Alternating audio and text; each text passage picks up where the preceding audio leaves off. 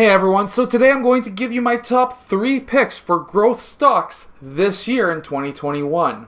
Now really quickly, I do own a couple of these stocks, and one is Carnival, so keep that in mind when I'm talking about them. Let's get down, let's check these out. So number 3 on my list is Carnival, and from there, it is actually a very interesting stock. So basically, they're not having any earnings right now as of the beginning of this year because they are a cruise company, and of course that is really shown on their earnings per share of negative $13, which is crazy if you think about it. These guys are burning through money like there is no tomorrow.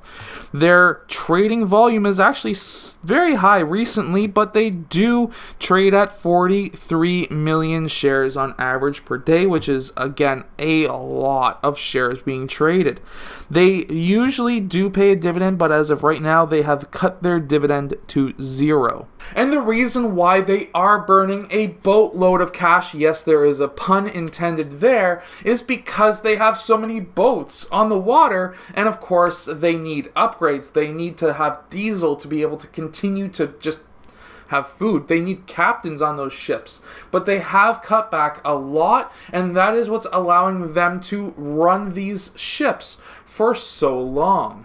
Now, when it comes to their chart, it's actually quite interesting because they have had hard times before, as we can see here on their chart. But when we start moving forward into their chart, it's actually quite interesting. So when we see the recovery, they had a very similar recovery as they did this year or this previous year.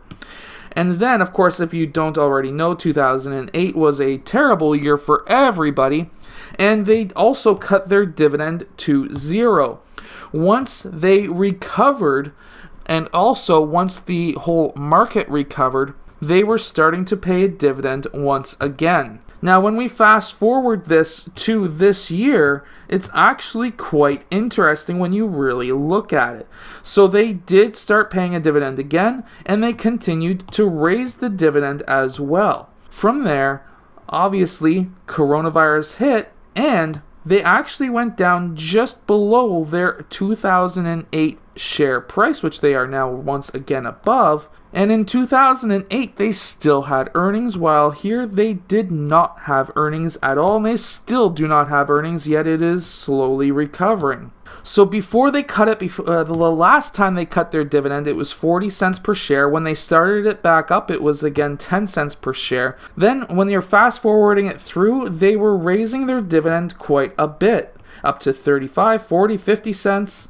And of course, their last dividend was also 50 cents as well. And then the coronavirus pandemic hit, and of course, it went to 0. Now, do I expect them to pay a dividend once again? I personally do. But something that's actually a secret, not necessarily a secret, but not many people know about Carnival, is the fact that if you own 100 of their shares, you actually get an actual on-cruise boarding credit so that you can spend your money any which way you want on the cruise ship. So you can actually get up to $250 as onboard ship credit every time you go for a cruise with Carnival. Of course, that does vary for how long you're on the ship for, but if you do own the 100 of their shares, definitely something that you would enjoy. Of course, their earnings have been terrible. Before the whole coronavirus pandemic, they were right on earnings expectations.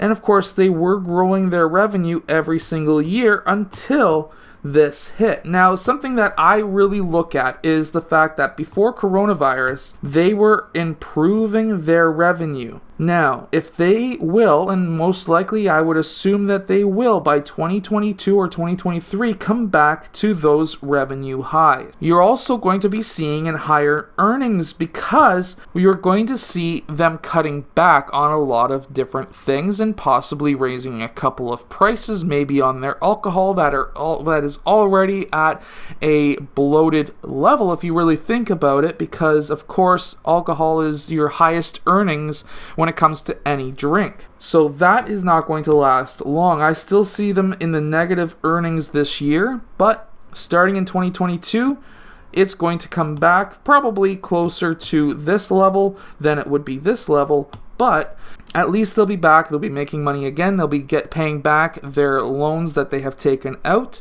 And I would assume by 2025 that they will start paying a dividend once again. Shares number 2, or company number 2, is Apple. Apple is a fantastic company. I use them for almost everything in these videos. They do pay a dividend, which is 0.67%, but they are going to be raising that dividend very soon because Tim Cook has come out and said that he wants to raise the dividend. They do trade at over 100 million shares per day, which is ridiculous, and their PE ratio is 33, which is kind of good considering that there's other tech stocks that are well above that level. Over the last 5 years, they have steadily increased their stock price, and of course that is going to most likely continue. They have been growing at roughly the same percentage every single year for the last 16, 17 years, so I think that when it comes to their share price, it will most likely continue, but we can never expect the future by looking at the past and saying, well, it happened in the past, it's going to happen in the future. We cannot always say that. When it comes to their revenue and their earnings, it's actually quite interesting. We can see that there is 4+ more in the past, which we don't see the past here, but there is more great earnings in the past. They have beat earnings expectations 4 times and more in a row. And of course, their revenue and earnings are higher. I'm going to assume that their earnings are going to be higher this year than they were last year because, of course, there's more online sales this year than there was last year. They'll probably be cutting back the amount of staff in stores, and that all adds up. They may be even cutting stores, but who knows? I cannot say for sure, but I would expect that to happen, but who's to say that it will? Overall, however, Apple is a great company, has a great history of earnings, has a great history as a company itself. They're going to be bringing out many more things in the future, like AR technology, glasses, and potentially a car. So I would assume that their earnings are going to continue to go higher. Now going over to Tesla, which has been hit quite hard recently. However, people like ARC Innovation Technologies, the ETF people, they are heavily invested in Tesla, and of course there was a lot of different analysts coming out recently, different investors who say that this stock price could turn into $3,000 within the next 5 to 10 years, which is ridiculous. But over the next year they are expecting it to hit around $1,000, and of course the average analyst estimate is $620, but it has had a huge run-up recently. So when there's bigger analysts and bigger investors saying that that's going to $1,000 this year, you can have an easy 60-something% increase in your money if you were to invest in Tesla. Keep in mind, I also do own Tesla stock, so I may be jaded on that price. They do trade at an average of 40 million shares per day, which is ridiculous.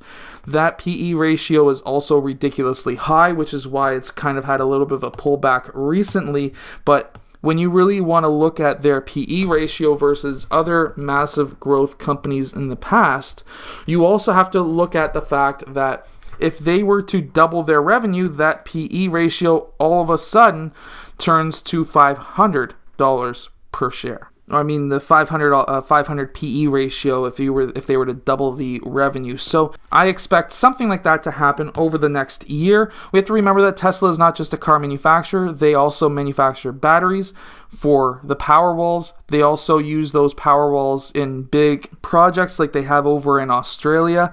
And there is also the fact that Tesla also produces the Tesla roof tiles, which is a solar panel. They also own a solar panel company. So this is going to be huge going into the future, especially with the Biden administration wanting to get more green energy coming out. This is their 5-year chart, which is just ridiculousness. Like $100 a share after split to $650 a share, to at the top being close to $900. You've 9x'd your money, literally 9x in a year. That is ridiculous.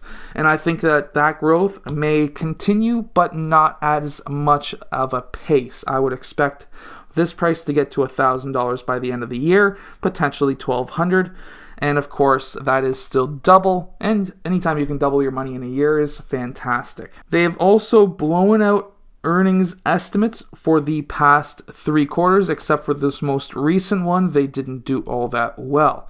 However, when you're talking about a coronavirus pandemic, that is acceptable because we all know that there's less people driving cars right now, and because of that, that is a major factor. There's also the fact that they have been building a lot of factories worldwide, and we can all take that hit because they're using a lot of their money into building factories in China, Germany. I think there's another one going in South America. They've got a lot of factories going out and building, and of course they've got a lot of new vehicles coming on. Keep in mind they're not just a car or vehicle manufacturer, they are also solar panels, batteries. There's going to be a battery shortage coming soon most likely, so keep that in mind. I think they're going to do fantastic. They've also had a nice revenue stream coming in. We can see that they are up to over $30 billion a year. They have started making an earnings with a positive, which is great.